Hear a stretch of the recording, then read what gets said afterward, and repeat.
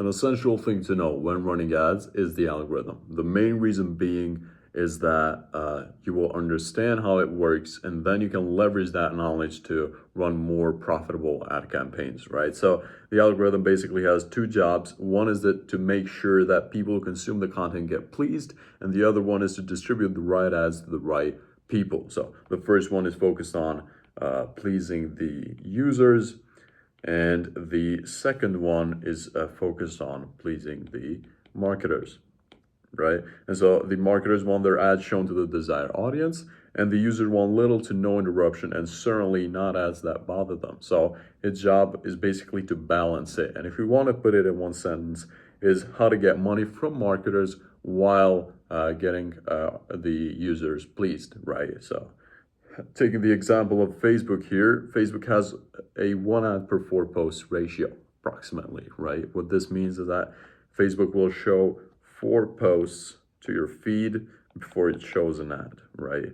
And so what the algorithm does is that it makes sure that this ad does not disturb the user experience and basically displease the user. So it does that, and it also tries to please the marketer by showing the ad to the people that they desire, right?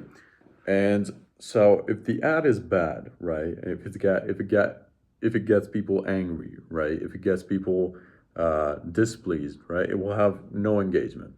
So when an ad makes people angry and the algorithm notices that, it starts showing it less times, right? Which means that you will actually spend money on the platform, but the algorithm will not show your posts as frequently as you want it to, which basically leads to you losing a lot of money. And if your ad is getting basically average engagement, right? It's mediocre. It shows your posts here and there, right? In an average way, right? And what this does is that you're not going to be profitable. Maybe you will be, returning the ones that you invest, like one, and you're not going to be happy because essentially you will lose money with this, okay? And the third scenario is, of course, having a winning ad. So a winning ad means that people engage with it, people love it, and people click, convert, whatever, right? And so what Facebook does with this, if it sees that an ad is getting an engagement, people are clicking it, people are loving it, then it pushes it. What I mean by push, I mean that it starts distributing the ad wherever it can, right, to the desired audience of the marketer, right?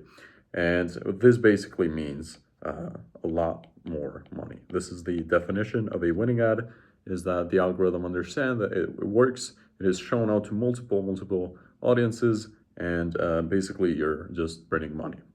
So the algorithm needs to know if an ad is bad, if it's good, or if it's mediocre, right? And it does that by testing, right? What does it test? It sees basically the user interaction, right?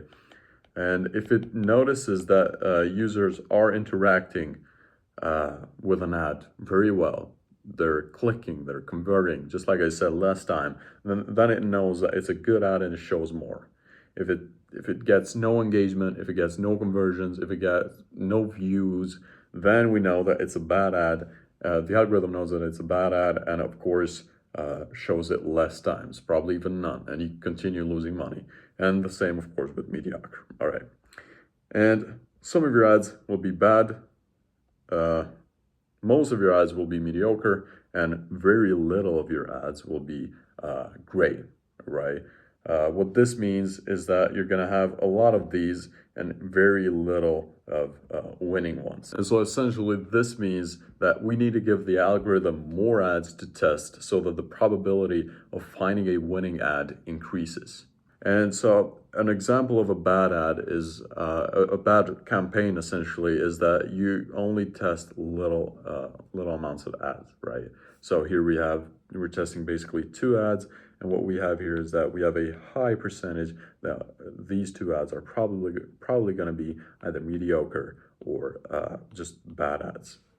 right? So we don't want to do that, because if they are bad or mediocre, then the algorithm won't really like them, and so it won't choose your ads to distribute, and you will lose the ad biddings much more often, right? And a good example of how to run ads is basically this one, where you run multiple ads, and via having this, you're basically increasing the percentage of you having winning ads, right? If you run 20 ads, if you test 20 ads with a good budget, there's a big chance that out of those 20 ads, you will have a winning one, right?